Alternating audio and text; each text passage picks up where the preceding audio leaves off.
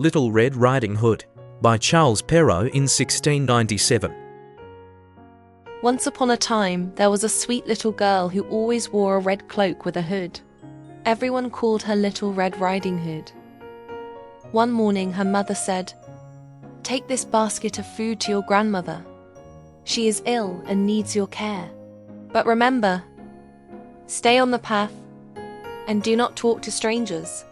Red Riding Hood promised and set off into the forest. The forest was dark, but Red Riding Hood skipped along cheerfully with her basket. Birds sang above her, and the sunlight danced through the trees. Suddenly, a tall, sly wolf appeared on the path. "Good morning, little girl," the wolf said smoothly. Red Riding Hood answered politely, "Good morning." She had no idea of the danger before her.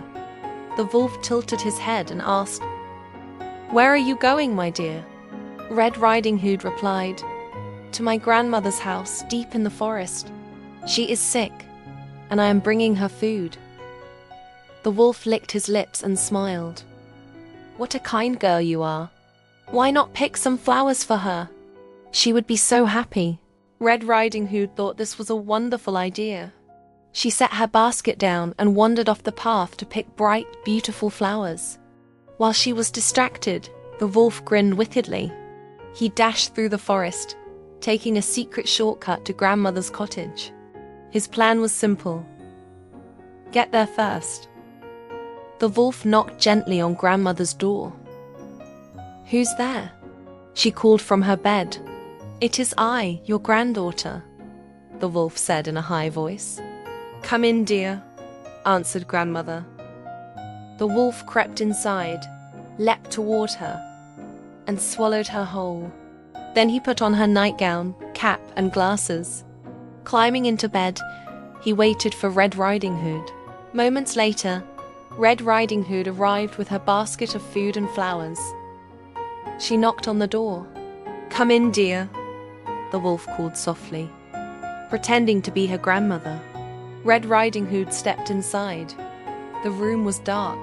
She looked at her grandmother in bed and whispered, "Grandmother, your voice sounds so strange." Red Riding Hood walked closer. "Grandmother, what big eyes you have," she said. "All the better to see you with, my dear," growled the wolf. "And grandmother, what big ears you have." "All the better to hear you with, my dear." "But grandmother, what big teeth you have," Red Riding Hood said nervously. The wolf threw off the covers and roared, "All the better to eat you with."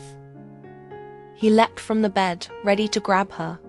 Red Riding Hood screamed. Just at that moment, a woodsman passing by heard the noise.